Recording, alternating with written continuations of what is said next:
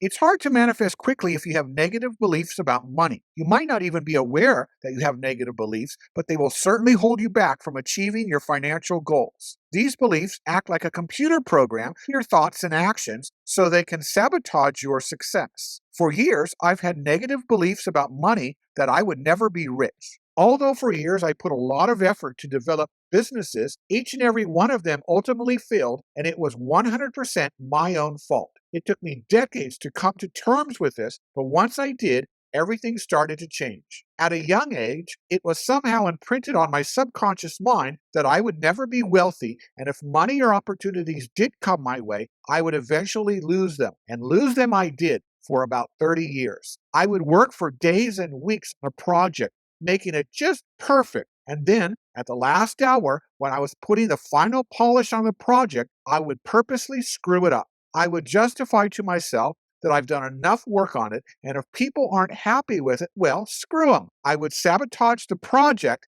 and it would eventually fail. There were times where I did have successful business ventures, and looking back, I shot myself in the foot a number of times. So these ventures were never as successful as they should have been. Most of us are not achieving the financial success that we want because we are getting in our own way. Here are some solutions to help you overcome your problem. 1. Make a money diary. Get a cheap notebook and write money diary on it. Divide your money diary into 5 sections. Section 1. Start by reflecting upon your ideas, values, and attitudes towards money. Write down both the positive and negative ones.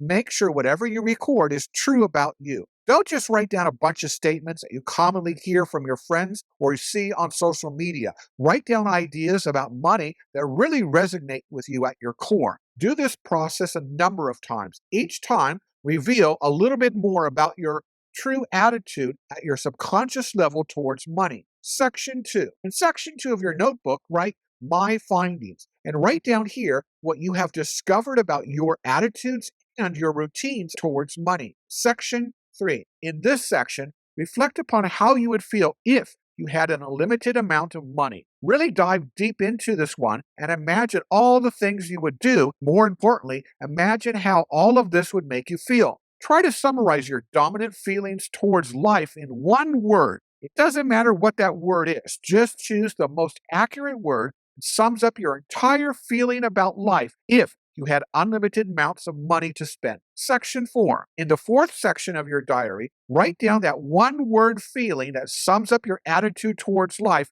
if money grew on trees. Think of a number of different situations where you are experiencing this feeling and record what you are doing, what you are seeing, who you are interacting with, where you are, and put in as many vivid details as possible. Again, do this over a few days or even over a few weeks, but the end product should be you have 4 to 6 different scenarios where you are feeling that one word and experiencing how life would be like if you had unlimited amounts of money. Now let's take this a step further. Sections 1 through 4 of your money diary are designed for you to explore your feelings towards money and visualize what you would experience if you had all the money in the world. Now let's turn to some strategies to help change your limiting beliefs around money in Section 5. Over the next few days, monitor your thinking and emotions around money very carefully. Don't try to control your thoughts or feelings, rather just notice them. When you notice a negative feeling or thought about money surfacing, try to articulate it to the best of your ability in Section 5. Think about whatever thought or situation that triggered this feeling or thought and record it in your notebook. Again, you want to do this over the course of a few days or even a week and identify some patterns in the triggering events. Now that you know what triggers negative beliefs and actions towards money, we need to come up with a way to neutralize them when this occurs. To do this, we will move from our money diary to some daily exercises. The best way to do this is not through affirmations, which you might find difficult to believe at a very core level, but rather think about your entire perspective about money. When negative thoughts arise about money, don't make affirmations like this: I am wealthy, or I have all the money I need. All these suggest an ideal mental state to be in. You may find it difficult because these contradict the 3D reality that you are currently experiencing. Rather, say this to yourself: all my beliefs about money only have the meaning that I attach to them. They are not necessarily true, but only interpretations of my view of money. I now thank the universe and feel at ease knowing that all the financial resources I need are available to me. As you say this to yourself, really feel it. If you find